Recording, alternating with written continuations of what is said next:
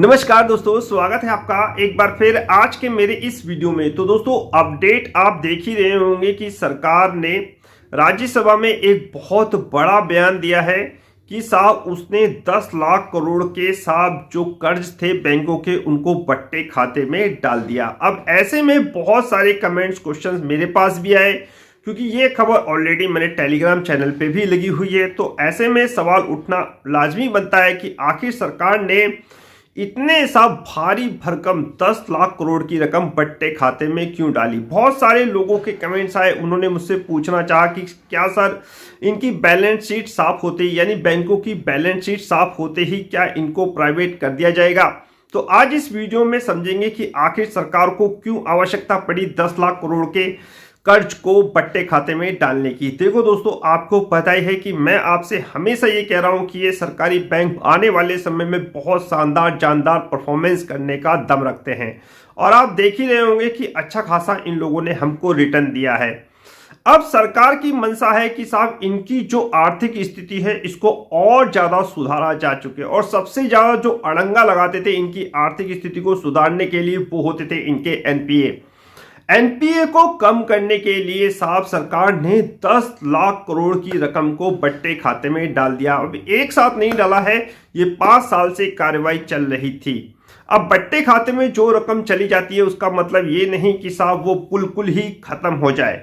अभी भी सरकार उसमें साहब रिकवरी करने पे लगी हुई है और मेरे ख्याल से 1,30,000 करोड़ की अब तक रिकवरी भी हो चुकी है।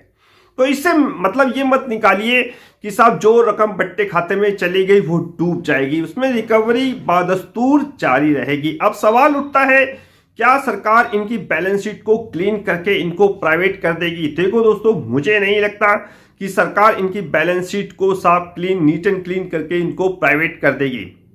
मैंने आपसे कह रखा है कि आपको सरकारी बैंकों में बजट तक इंतजार करना पड़ेगा। सरकार साफ सुथरी छवि लेकर ही कुछ बड़ा कदम उठाएगी और साफ सुथरी छवि जब होगी जब इनकी बैलेंस शीट साफ मजबूत और साफ दिखाई देगी। यानी कि अगर बैंकों की बैलेंस शीट ही खराब है, उनमें साफ बहुत सारा कर्ज समाया हुआ है, तो कोई भी उसमें इंटरेस्ट नहीं दिखाएगा। अब इससे आप प्राइवेटेशन को जोड़ के बिल्कुल मत देखिएगा। सरकार की क्या प्लानिंग है वो तो आगे आपको पता चल जाएगा। आने की जो भी बजट में अनाउंसमेंट होंगे वो बहुत बड़े होंगे, लेकिन उससे पहले सरकार इनकी आर्थिक स्थिति को बहुत ज़्यादा सुदृढ़ यानी कि बहुत ज़्यादा साफ मजबूत कर देगी और उसमें साफ एक है इनके एनपीए को कम करना। इसीलिए सरकार लगातार जो इनके एनपीए थे यानी कि इनके बढ़ते हुए कर्ज थे उनको लगातार राइट ऑफ कर रही है और इसी में एक बहुत बड़ी रकम सरकार 5 सालों में अब तक कर चुकी है।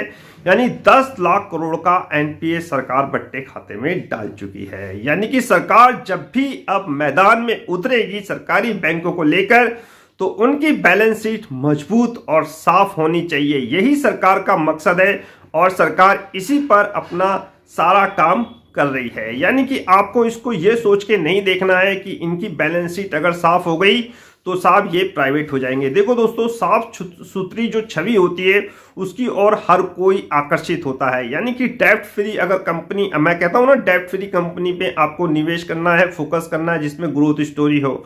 तो जब इनके डेब्ट फ्री होंगे, यानी कि मान लिया डेब्ट फ्री तो नहीं होंगे लेकिन अगर इनके कर्ज कम भी हो गए तो ये भी एक बहुत बड़ी उपलब्धि होगी सरकारी बैंकों के लिए और सरकार इसी दिशा में काम कर रही है। प्राइवेटेशन को इससे जोड़ के आपको नहीं देखना है। सरकार की क्या प्लानिंग है वो तो आने वाले समय में आपको सब कुछ पता चल जाएगा। राइट ऑफ का मतलब ये नहीं होता है कि साहब अगर बैंकों के जो लोन है उनको राइट ऑफ कर दिया और साहब सरकार इनको प्राइवेट कर देगी यानी कि किसी को भी बेच देगी, ऐसा संभव नहीं है। क्या पता सरकार के पास और भी बहुत सारी प्लानिंग हो। समय रहते आपको सब चीज मैं बताता रहूंगा अपने इस YouTube चैनल के माध्यम से।